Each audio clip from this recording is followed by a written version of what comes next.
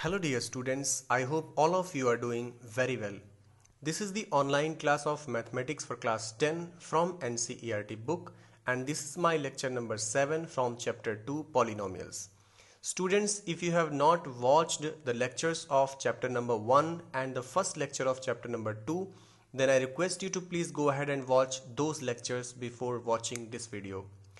Students, in this video, we will see the relationship between zeros and coefficients of a quadratic polynomial and cubic polynomial once again. And then we will move up to the division algorithm of polynomials. So let us see first of all the relationship between zeros and coefficients of a quadratic polynomial. We will see the exercise number 2.2 once again. In the first question of exercise number 2.2, it is given that we have to find out the zeros of these given polynomials. We have been given some polynomials in question number 1 and we have to find first of all the zeros of these polynomials. इनके zeros हमें सबसे पहले find out करना है और zeros कैसे find out करते हैं कि दिए गए पॉलिनोमियल का जो वेरिएबल है उस वेरिएबल के किस वैल्यू के लिए पूरा पॉलिनोमियल ज़ीरो हो जाएगा, वही उस पॉलिनोमियल का ज़ीरो होता है। ठीक है, तो ज़ीरो निकालने के लिए हम क्या करते हैं, सबसे पहले पॉलिनोमियल को फैक्टराइज करते हैं। पॉलिनोमियल को फैक्टराइज करने के बाद जो उनके फैक्टर्स आते हैं उन फैक्टर्स को हम जीरो के साथ इक्वेट करते हैं और फिर देखते हैं कि उस वेरिएबल की वैल्यू क्या आ रही है। ठीक है, तो सबसे पहले हम देखेंगे पार्ट नंबर 3। पार्ट नंबर 1 वगैरह हम कर चुके हैं। हम एक एक एग्जांपल इन दोनों क्वेश्चंस में से देखेंगे जिससे कि आपको बिल्कुल क्लियर हो जाएगा। ठीक है, तो पार्ट नंबर 3 हम लेते हैं 6x² - 3 - 7x। इस पार्ट को हम देखते हैं। सबसे पहले हमने इस क्वाड्रेटिक पॉलिनोमियल को लिया 6x² - 7x - 3 and we factorized this polynomial. So the factors are 3x + 1 and 2x - 3। कैसे किया हमने, by splitting of middle terms. ये सब आप क्लास 9 में पढ़ चुके हैं। ठीक है, and I hope you know very well that how to factorize this quadratic polynomial. इसके बाद हम क्या करेंगे, इस पूरे पॉलिनोमियल की वैल्यू ज़ीरो कब हो सकती है ये हमें देखना है। ये ज़ीरो तब हो सकती है या तो 3x + 1 = 0 हो जाए और या फिर 2x - 3 = 0 हो जाए। तो जब 3x + 1 ये ज़ीरो होगा तो x की वैल्यू क्या आएगी, x की वैल्यू आएगी -1/3 और जब 2x - 3 ज़ीरो होगा तो x की वैल्यू क्या आएगी 3/2। तो ये हमारे दो जीरोज़ फाइंड आउट हो गए। आइए देखते हैं, हमारे पास पॉलिनोमियल ये है 6x² - 7x - 3। तो जब ये ज़ीरो हैं और ये ज़ीरो हैं तब पॉलिनोमियल हमारा ज़ीरो होगा और इस तरीके से जीरोज़ हमारे पास आएंगे -1/3 और 3/2। यहाँ पे ये गलत हो गया, गलती से लिखा गया -2 और -5। इसकी एक्चुअल जीरोज़ क्या हैं, -1/3 और 3/2। यहाँ पे हमने एक बात ध्यान देने वाली लिखी है कि 6x² - 7x - 3 इसके नीचे कंपेयर करने के लिए हमने क्वाड्रेटिक इक्वेशन का स्टैंडर्ड फॉर्म दिया हुआ है, क्वाड्रेटिक इक्वेशन का जनरल फॉर्म दिया है। देखिए यहाँ पे a की जगह क्या है 6 है, ax² + bx + c। a की जगह क्या है 6 है, b की जगह क्या है -7 है, यहाँ पे देखिए प्लस है तो b की जगह पे क्या है -7, c की जगह पे क्या है -3। ठीक है, अब हम क्या करेंगे, हमारे पास दो जीरोज़ आ गए। पहला ये जीरो है, मान लीजिए ये अल्फ़ा है। सेकेंड जीरो ये है, मान लेते हैं कि ये बीटा है। इसीलिए हमने दोनों का अलग अलग कलर किया है। अल्फ़ा देखो हमने ब्लू कलर से कर दिया है और बीटा हमने ब्राउन कलर से कर दिया है ताकि आप थोड़ा सा डिफ्रेंशिएट कर सको। ठीक है, और हमने ए और बी और सी की वैल्यूज़ को रेड से किया है। ठीक है, ए की 6 वैल्यू है, बी की वैल्यू है -7 और सी की वैल्यू है -3 ताकि आपको और क्लैरिटी आ जाए, इसलिए मैंने कलर डिफरेंट कर दिया है। अब हम सम निकालेंगे अल्फ़ा और बीटा का। तो देखिए सम ऑफ जीरोज़, पहला हमारा अल्फ़ा क्या है -1/3, ये हमारा अल्फ़ा है।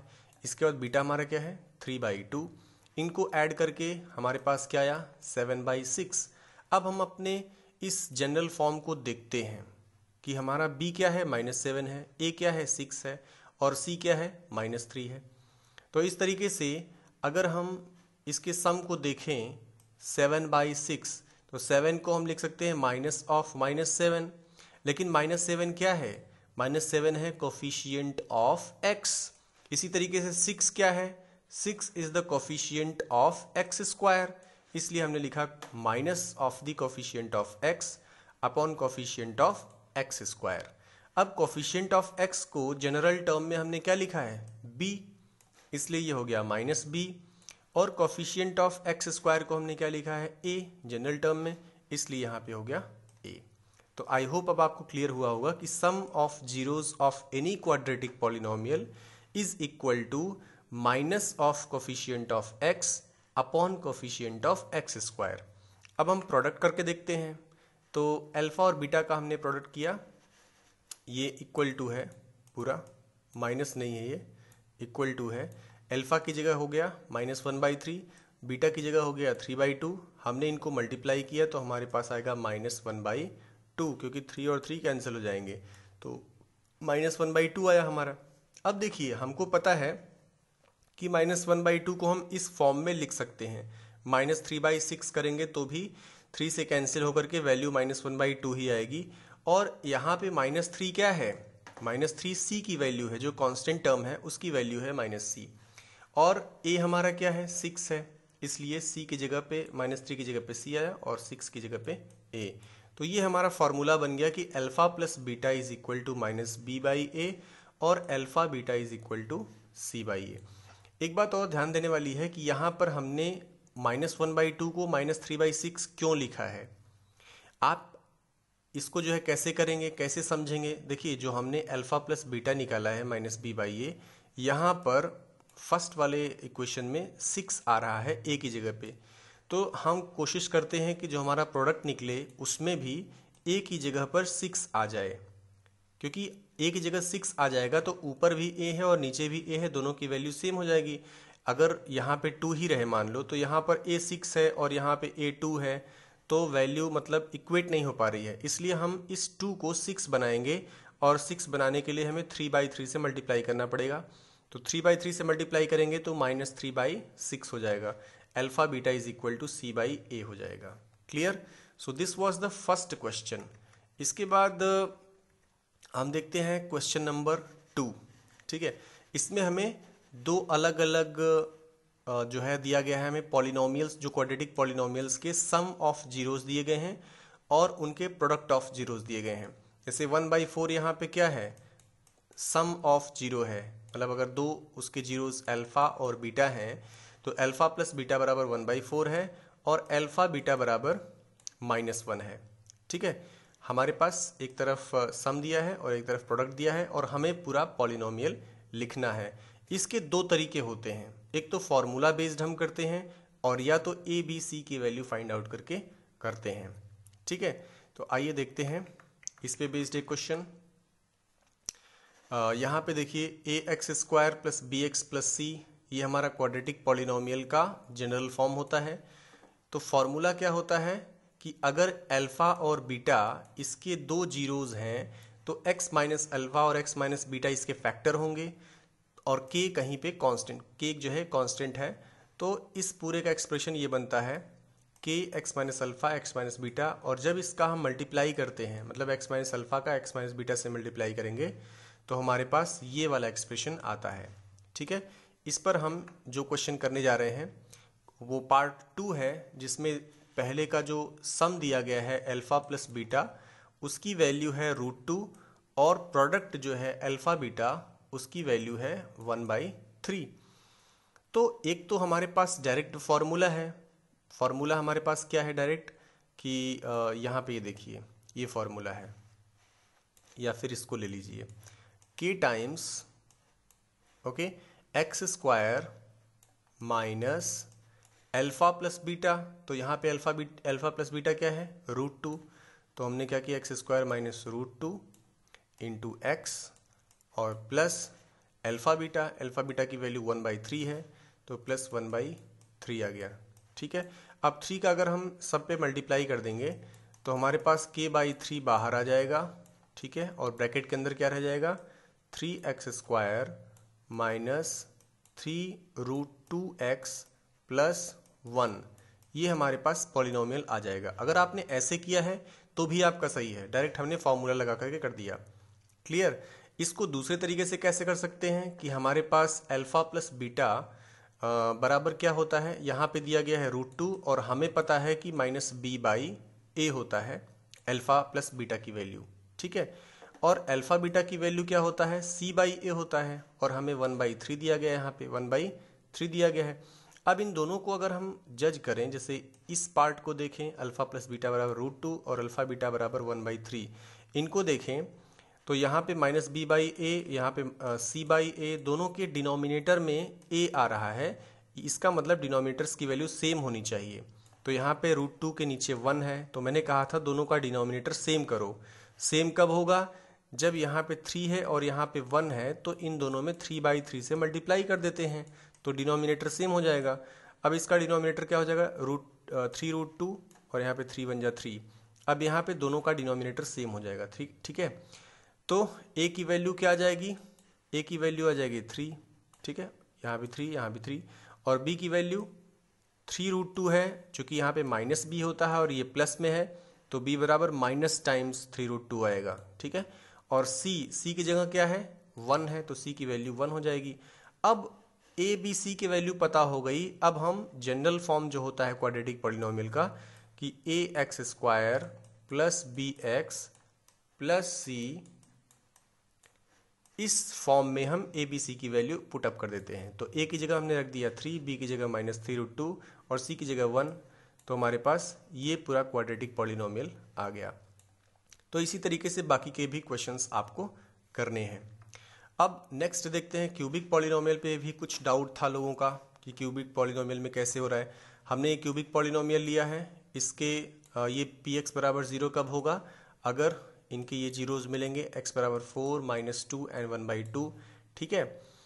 तो इनके सम ऑफ जीरोज जब निकालते हैं, इन तीनों को सम करते हैं, तो हमारे पास 5/2 आता है। 5 को हमने लिखा -5/2 और यहाँ पे -5 क्या है, यहाँ पे -5 है ये कोफिशिएंट ऑफ x²। इसका जनरल फॉर्म होता है ax³ plus bx² plus cx plus d।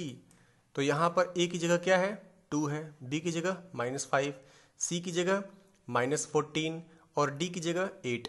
तो जब सम किए हम, सम करने पे हमारे पास 5/2 आ रहा है। तो हम ये देखना चाहते हैं कि यहाँ पे 5 किसकी वैल्यू 5 है, तो b की वैल्यू है -5, इसलिए हमने -5 किया। तो ये minus of coefficient of x² हो गया। नीचे 2 है, तो हम देखते हैं 2 किसकी वैल्यू है, a की वैल्यू 2 है, तो यहाँ पे नीचे a लिखा गया। इसीलिए ये जो कोफिशिएंट्स के सम हो, मतलब जीरोस के सम होते हैं, आप देखिए alpha plus beta plus gamma, इनके 3 जीरोस होते हैं। इन तीनों जीरोस का सम क्या आया, -b/a। और -b क्या है, कोफिशिएंट ऑफ x², a क्या है, कोफिशिएंट ऑफ x³। क्लियर। इसके बाद हम दो जीरोस को प्रोडक्ट करके फिर उनका सम कर रहे हैं। जैसे पहले अल्फा बीटा को जीरोस को मल्टीप्लाई किया, फिर बीटा गामा को मल्टीप्लाई किया, फिर गामा अल्फा को मल्टीप्लाई किया, तीनों को अलग अलग मल्टीप्लाई करके उनको ऐड कर दिया। यहाँ पे देखो एक एक केवल ले रहे हैं, यहाँ पे दो करके ले रहे हैं, और यहाँ पे तीनों को एक साथ मल्टीप्लाई कर दे रहे हैं। क्लियर, ऐसे आप समझ सकते हो। तो जब हमने दो को करके लिया है, तब यहाँ पे c/a आ रहा है, ठीक है। दो को हमने मल्टीप्लाई करके ऐड किया है, तो हमारा जो रिजल्ट आया है -7 आया है, और -7 को हमने लिखा -14/2। ये हमने इसलिए लिखा है ताकि हमें इनकी वैल्यूज़ में इनके टर्म्स में वैल्यूज़ मिल जाएं। जैसे -14 किसकी वैल्यू है, c की वैल्यू है, तो वो c क्या है, कोफिशिएंट ऑफ x है। 2 क्या है, कोफिशिएंट ऑफ x³ है, ठीक है। तो कोफिशिएंट ऑफ x क्या होता है, c होता है, इसलिए c/a हो गया ये। इसी तरीके से अल्फा बीटा और गामा, इसकी इन तीनों के प्रोडक्ट का वैल्यू क्या हो जाएगा, -d/a। यहाँ पे ध्यान देने वाली बात बस ये है कि alpha plus beta plus gamma की वैल्यू माइनस में आ रही है, और दो को किया है तो हमारा वैल्यू प्लस है, ठीक है। और तीनों को जब मल्टीप्लाई किया तो इसकी वैल्यू भी माइनस आ रही है, मतलब ऑल्टरनेट माइनस आ रहा है, पहले माइनस फिर प्लस फिर माइनस। इस तरीके से आप क्यूबिक पॉलिनोमियल के केस में याद रख सकते हैं। इसके बाद हम देखेंगे डिवीजन एल्गोरिदम ऑफ पॉलिनोमियल्स। तो जैसे कि हमने division algorithm of positive integers देखा था, उसमें मैंने कहा था कि if we have 2 positive integers a and b, then for this we can find some whole numbers like q and r such that a is equal to bq plus r, where q is a whole number and r, the value of r is greater than 0 and is less than or equal to, is less than, sorry यहाँ पर less than और equal to है, यहाँ पर r is less than b। ये हमने पढ़ा था division algorithm of positive integers. तो यहाँ पर हम देख रहे हैं same cheese, division algorithm of polynomials. जैसे मान लीजिए आपके पास दो पॉलिनोमियल हैं px और gx, ठीक है। जैसे हमने वहाँ पे a लिया था और b लिया था, वैसे यहाँ पे हम px और gx ले रहे हैं। क्लियर? जहाँ पे gx जीरो नहीं है क्योंकि डिवाइजर जीरो नहीं होना चाहिए, यानी b हमने नॉन जीरो लिया था, आपको याद होगा। इसके बाद then we can find polynomials q, x and r x। वहाँ पर हमें q और r मिलता था, लेकिन यहाँ पे पॉलिनोमियल है इसलिए इसमें x लगा हुआ है, q, x and r x, such that px is equal to gx into qx plus rx। Same है ना? इसको देखो, a is equal to bq plus r, उसी तरीके से px is equal to gx into qx plus rx। मतलब ये dividend है, इज इक्वल टू ये डिवाइजर है, ये है क्वोशेंट और ये है रिमाइंडर। अब qx क्या था हमारा? होल नंबर था, इसकी वैल्यू जीरो हो सकती थी और पॉजिटिव इंटीजर, लेकिन यहाँ पे पॉलिनोमियल है। r में कंडीशन क्या होती है कि r या तो जीरो होगा, ठीक है, और या तो डिग्री ऑफ rx, चूंकि पॉलिनोमियल है इसलिए हम कहेंगे degree of rx should be less than degree of gx। मतलब रिमाइंडर की जो डिग्री है वो डिवाइजर की डिग्री से कम होना चाहिए, ये कंडीशन है rx के साथ में, ठीक है। And this result is known as the division algorithm for polynomials. इसी रिजल्ट्स को हम डिवीजन एल्गोरिदम ऑफ पॉलिनोमियल्स बोलते हैं। अगर rx जीरो हो जाए तो क्या होगा? रिमाइंडर अगर जीरो हो जाएगा तो जो डिवाइजर है gx, ये px का एक फैक्टर बन जाएगा, ठीक है। It will become a factor of px। तो अब हम एक छोटा सा एग्जांपल लेते हैं, एक क्वेश्चन लेते हैं। Find all the zeros of this polynomial. हमारे पास एक पॉलिनोमियल दिया गया है 2x की power 4 minus 3x cube minus 3x square plus 6x minus 2। इसके दो जीरोज हमें पता है। पहला जीरो दिया गया है प्लस √2 और दूसरा दिया गया है माइनस √2। दो जीरोज हमें पता है और दो जीरोज हमें और फाइंड आउट करना है। हमें कैसे पता चला कि इसके चार जीरोज होंगे? इसलिए क्योंकि इसका जो डिग्री है, ठीक है, वो 4 है।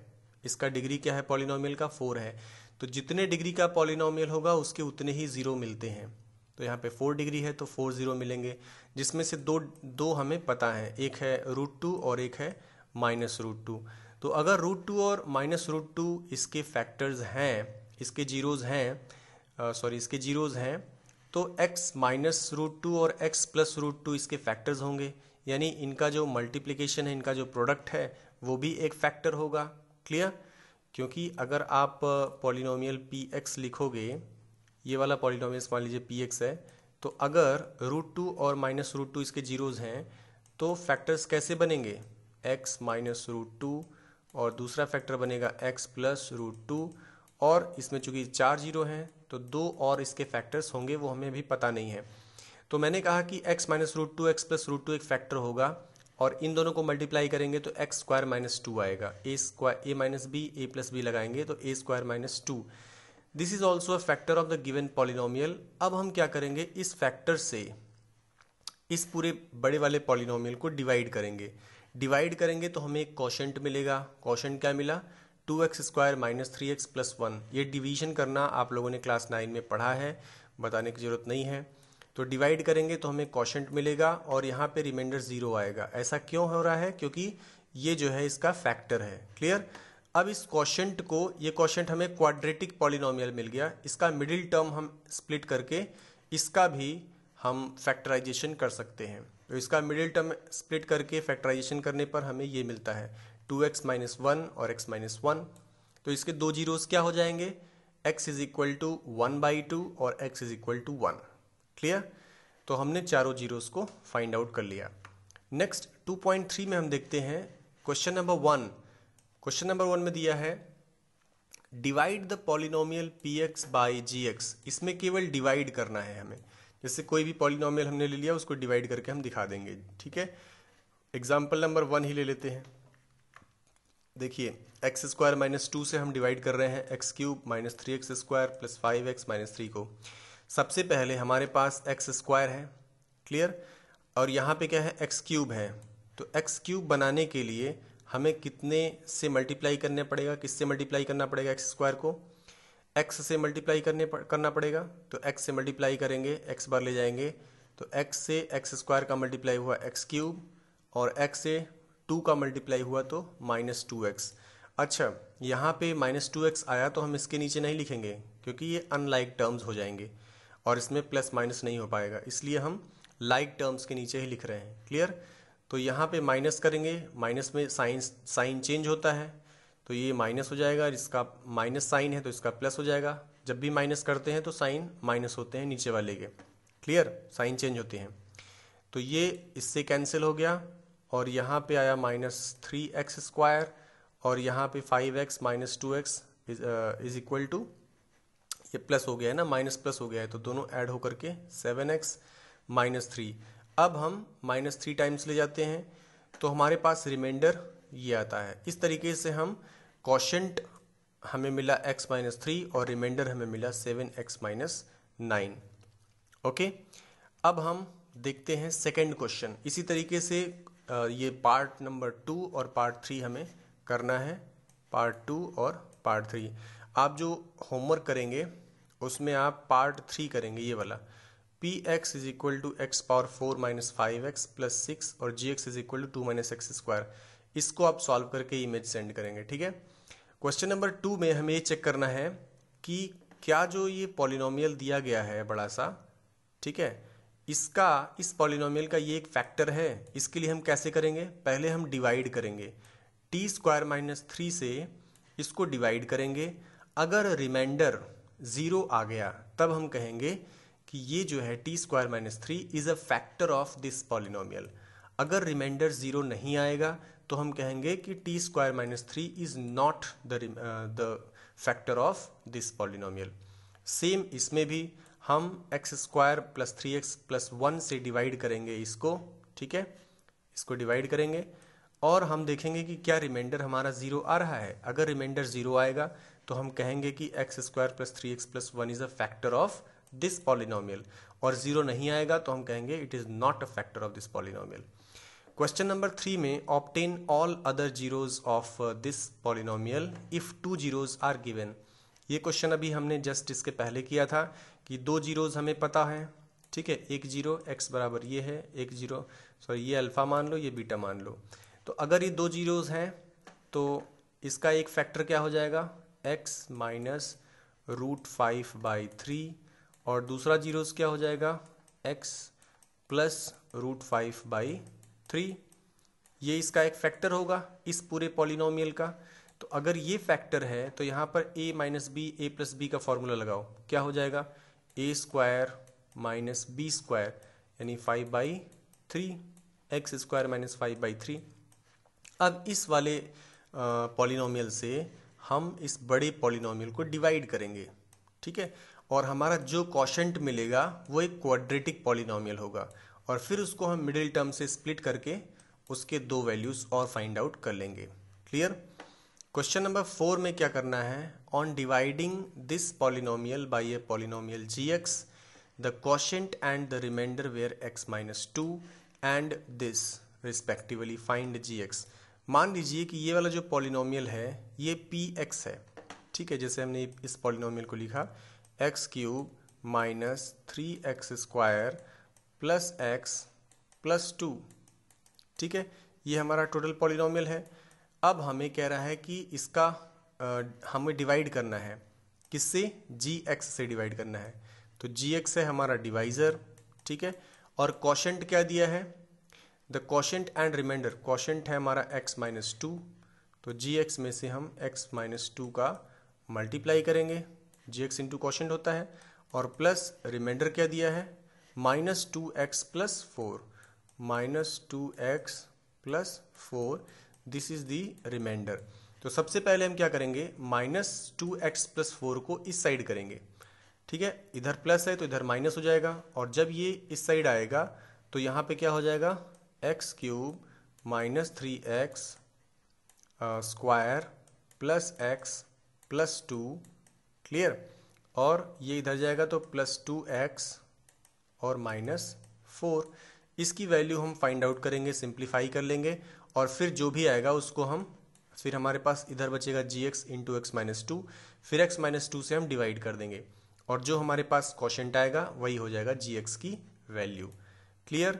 इसी तरीके से क्वेश्चन नंबर 5 में देखिए दिया गया है कि give examples of polynomials px, gx and qx in rx।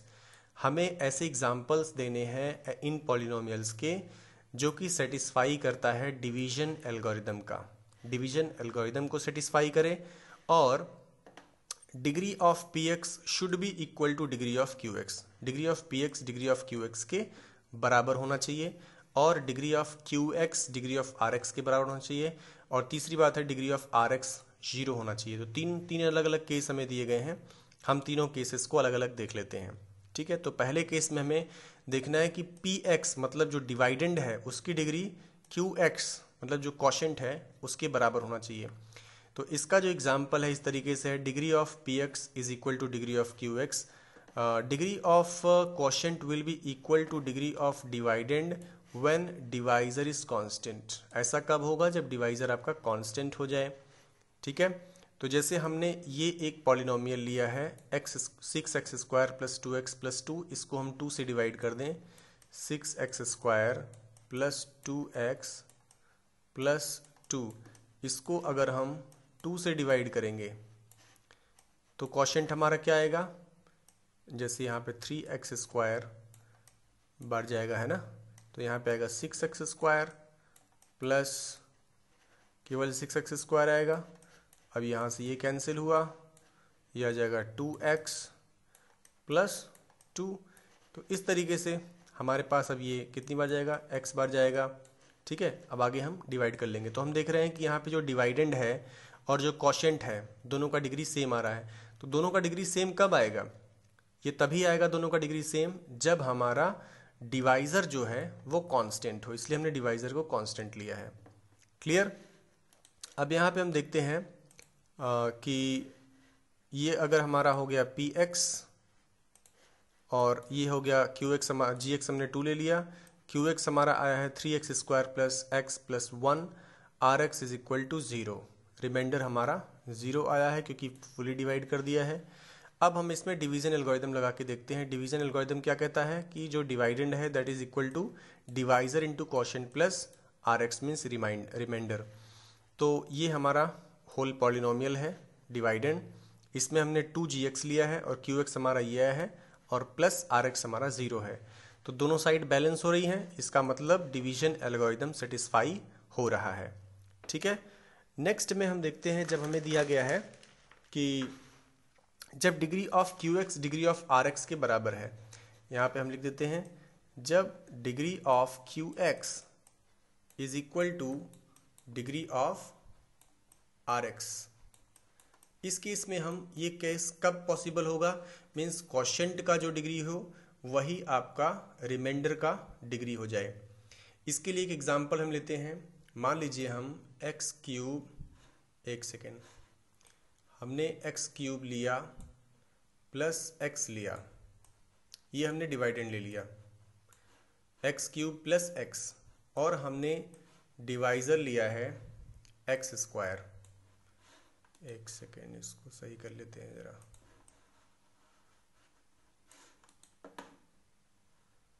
हाँ, तो हमने डिवाइडेंड क्या लिया है x³ प्लस x, और हमने डिवाइजर क्या लिया है, अभी भी गड़बड़ हो गया, एक सेकेंड फिर से करते हैं इसको। हाँ, तो हमारा डिवाइडेंड क्या है x³ प्लस x, और हमने डिवाइजर लिया है x²। अब हम इसको डिवाइड करेंगे। ठीक है, तो कितनी बार जाएगा, x बार जाएगा, ठीक है, तो यहाँ पे आएगा एक्स क्यूब और ये कैंसिल हो जाएगा इससे, तो हमारे पास क्या बचेगा एक्स। अब देखिए हमारा जो डिवाइज़र है एक्स स्क्वायर है, डिवाइडेंड है एक्स क्यूब प्लस एक्स, और हमें क्वोशेंट क्या मिलता है, एक्स मिलता है क्वोशेंट, और रिमाइंडर क्या मिलता है, रिमाइंडर भी एक्स मिलता है।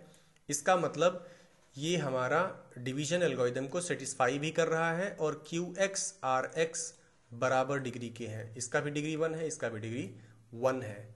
ठीक है, इसमें डिवीजन एल्गोरिदम को आप सेटिस्फाई करवा दो। इसके बाद एक लास्ट वाला दिया था कि जब degree of r x is equal to 0 हो जाए, degree of r x equal to 0 हो जाए, और डिग्री ऑफ आर एक्स 0 कब होगा, जब आर एक्स एक कांस्टेंट वैल्यू है। जब आर एक्स जो है कांस्टेंट हो जाए तो हम कहेंगे कि इसका जो ये जो डिग्री ऑफ आर एक्स है ये 0 हो जाएगा। ठीक है, इसके लिए हम एग्जांपल लेते हैं एक्स क्यूब प्लस 1, इसको हम डिवाइडेंड लेते हैं, और डिवाइज़र लेते हैं एक्स स्क्वायर को, क्योंकि अगर हम ऐसा करेंगे तब हमारे पास क्या मिलेगा, एक्स टाइम्स ले जाएंगे, यहाँ पे आएगा एक्स क्यूब, ठीक है, ये इससे कैंसिल हुआ, नीचे आएगा 1, क्वोशेंट क्या है, एक्स है, और रिमाइंडर क्या है 1, तो रिमाइंडर की डिग्री क्या है, 0 है। क्लियर। इसमें भी आप डिवीजन एल्गोरिदम लगाओगे, मीन्स लिखोगे dividend is equal to x square into x plus 1, तो डिवीजन एल्गोरिदम भी सेटिस्फाई हो रहा है और ये वाला कंडीशन भी सेटिस्फाई हो रहा है। क्लियर। सो आई होप आपको क्लियर हो गया होगा सारे क्वेश्चंस 2.3 के, और जो जो हमने होमवर्क बताए एक बार और होमवर्क देख लीजिए। आपका होमवर्क क्या है, क्वेश्चन नंबर 1 में हमने पार्ट नंबर 3 बोला है, और इसके बाद आपको करना है क्वेश्चन नंबर 3 का इमेज भेजना है, और फिर आपको भेजना है क्वेश्चन नंबर 4। ठीक है, क्वेश्चन नंबर 3, क्वेश्चन नंबर 4 और 1 का ये थर्ड वाला पार्ट, ये 3 आपके होमवर्क हो गए। Okay, so thank you and have a great day.